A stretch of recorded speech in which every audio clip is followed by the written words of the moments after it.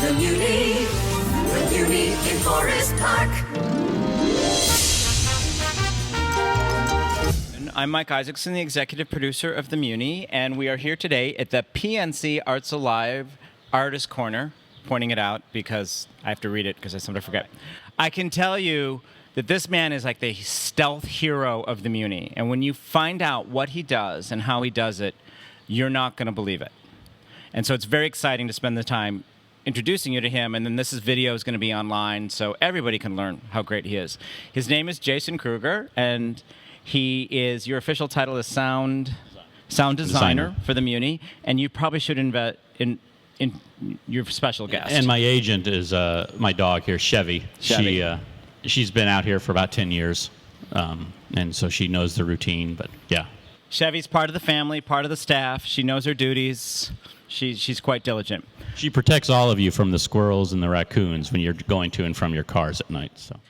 So, Jason, let's begin just simply in what does a sound designer do?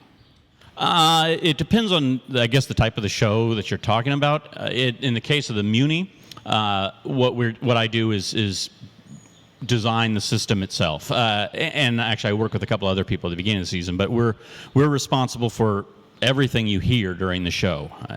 In the Muny, that is literally everything. You know, it's such a large venue that without sound, especially in the back 2/3 of the theater, you might hear some of the orchestra and you might hear some of the very, very loud belting singers, but it's a heavily reinforced show. So I'm responsible for creating all of that amplification of the orchestra and the actors on stage, as well as creating any sound effects that are needed for the show itself.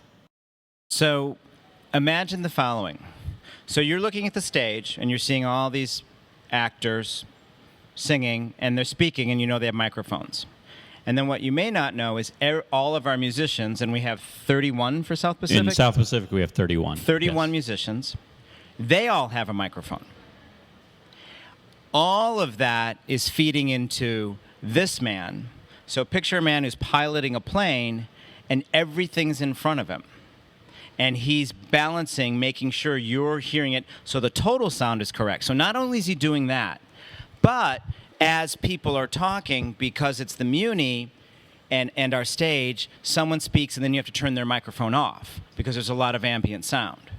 So that's just sort of like, so let's break that apart because that is amazing. Well, and so what he's talking about is again, like I was saying, it's such a large venue that we literally have to mic anything that you're wanting to hear in the show.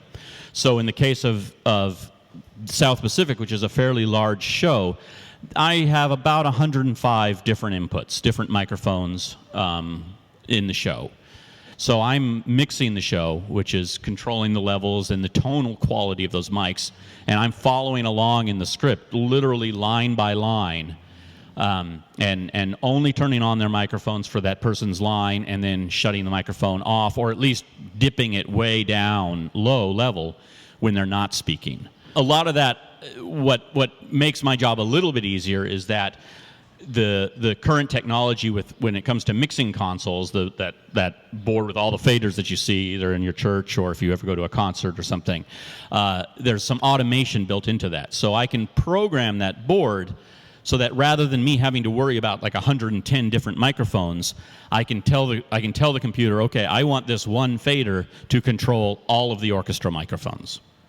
Or what I'll actually do is break it down a little more than that and say, okay, this fader is going to control all of the trumpets, and this fader is going to control all of the violins, and so I can control things as groups, and if a particular violin is standing out or is too loud, I can still go in and individually change that, but overall I can control things on a group level rather than individual. And again, with the automation, when it comes to the actors, I can make changes within the scenes themselves. So in one scene, the one fader will control, let's say, in this show, Nellie.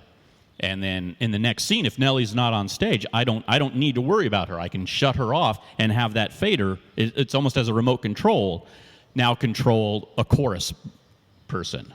So that, again, the automation allows me to be able to deal with 110 different microphones, but not have to physically run up and down and find where 110 different microphones are, if that's making sense.